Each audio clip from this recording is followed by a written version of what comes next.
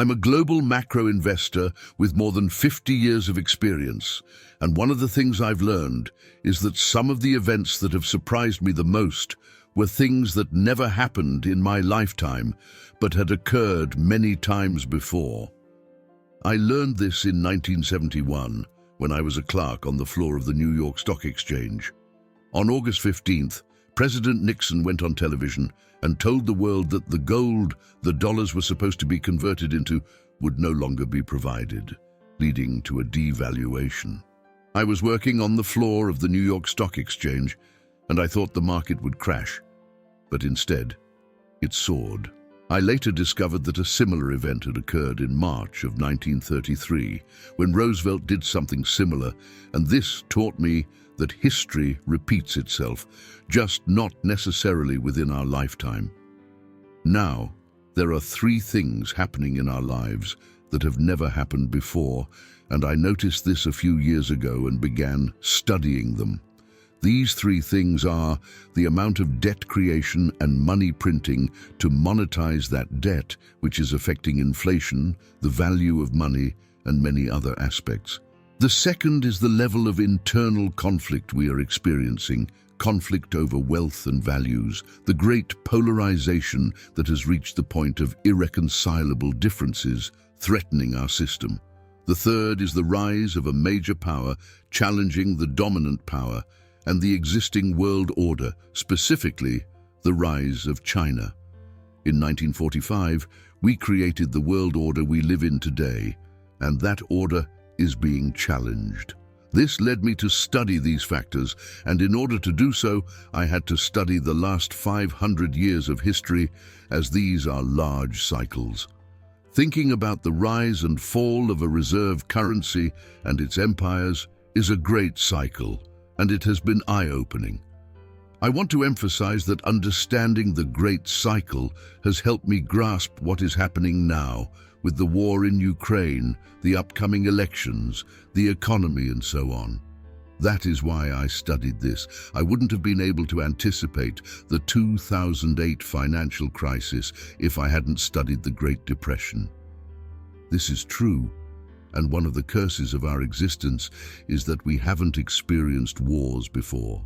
Our generation hasn't gone through experiences that happen regularly, so experiences, and particularly painful ones, have taught me that I needed this understanding. We are entering an environment with massive debt creation and money printing, which is very similar to the transition from the 1960s to the 1970s. What happens is that people get used to an environment. There's a paradigm. A paradigm is, in a way, a mindset, and if you observe, they tend to last about a decade.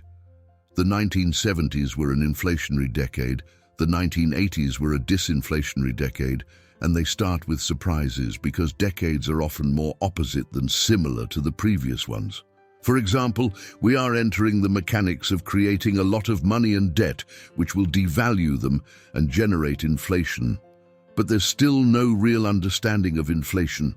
There is a mindset, for example, where people think, well, what's safe is keeping my money in cash because it doesn't go up or down, so it's safe.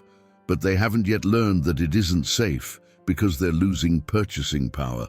So, if inflation is 7% and you get a 0% return, you've just lost 7% of your purchasing power. Helping people understand these things, how the environment has changed, the cause and effect relationships, and where we are in the midst of this has been very useful. What makes a country healthy and successful? One thing I've done is use measurements so that you can quantify these things. And there is a cycle. The cycle starts with basic principles. Typically, there is an order. An order means a new system that comes into effect. In 1945, there was a war, and the victors of the war determine the rules. This war can be an external war or a civil war, but then the new power rises, and there is a new system, new rulers. The basic principles start with civility toward one another and education. Education is a leading indicator of everything. If you invest in education and civility, working together and not having conflict, this period, usually after a war, is a period of peace and prosperity. Improvement occurs, but naturally, as things get better and living standards rise, wealth inequalities also increase, as does debt. This is particularly true for countries with reserve currencies, as they can borrow from the rest of the world because the world wants to save in that currency. Often this cycle generates much more debt and greater wealth inequalities. It also generates great inventiveness, but it introduces a new generation that hasn't experienced wars, which may become somewhat more decadent and fail to invest in infrastructure, education, and the fundamentals that keep things healthy. As a result, you get larger wealth inequalities, people become angry, and more debt accumulates. A classic set of ingredients includes this level of indebtedness and the loss of fundamentals. What happens is that other competitors arise. After the war, countries like Germany, Japan, China, and others recover and become viable competitors, causing the dominant power to become less dominant, leading to more conflicts. Now, the fundamentals are you earning more than you're spending? Are you well educated and civil toward one another? Are you productive and competitive in the world? You can assess countries based on these factors.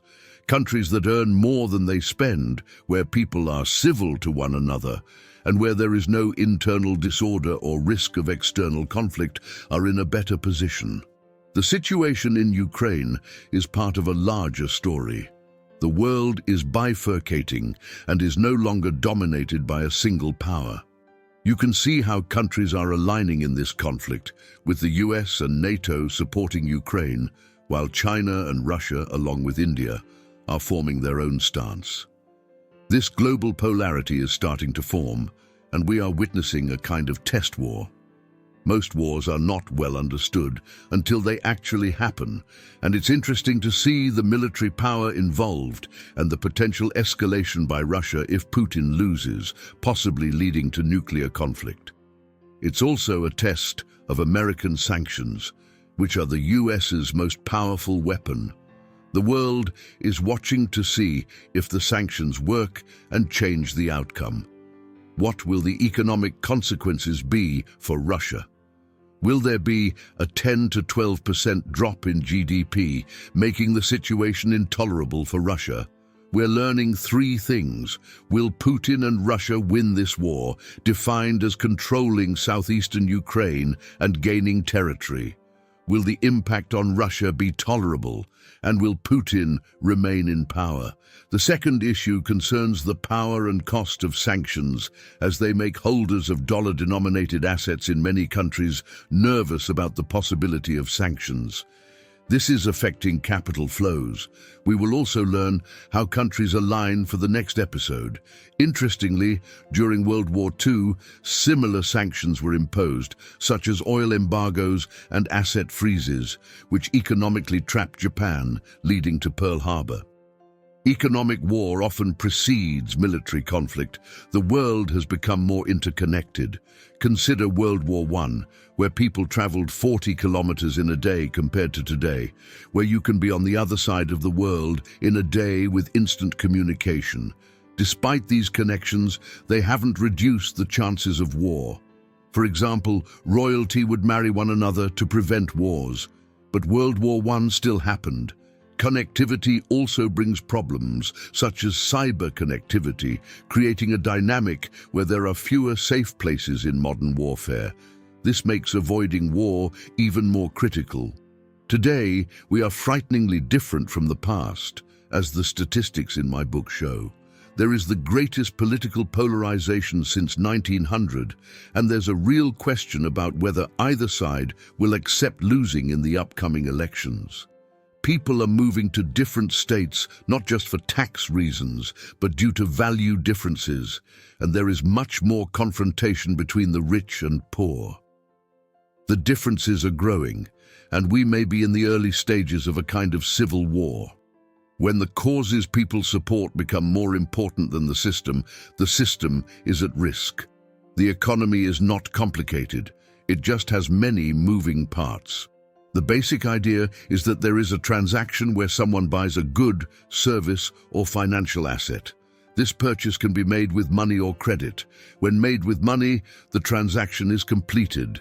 With credit, an obligation remains, as credit is a promise to deliver money later. Spending represents the total of money and credit spent on goods or services. Demand is best measured in terms of spending, not the quantity of goods. We go through a credit cycle. Credit can be created out of nothing, like when someone says they'll pay later. This counts toward GDP and production.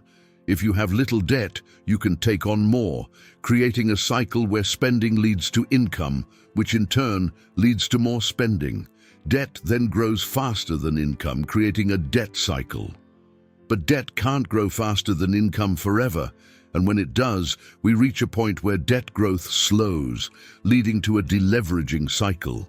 Deleveraging means that debt growth slows and the cycle reverses. Lowering interest rates is one way to fight this, as it makes debt easier to repay, reduces credit costs, and increases asset values. However, when interest rates reach zero, that part of the cycle ends, leading to deleveraging. In deleveraging, when debt can't grow faster than income, austerity and debt restructuring become necessary. A depression is a phase of deleveraging with austerity and debt restructuring. For example, during the Great Depression or the recent financial crises in Europe, we saw how much debt had to be dealt with through austerity or debt restructuring. Restructuring can involve reducing debt, extending payments, or lowering interest rates. However, reducing debt has negative effects on wealth, so it must be balanced with other measures like money printing. Ultimately, the best deleveraging involves a balance between austerity, debt restructuring, money printing, and wealth transfers.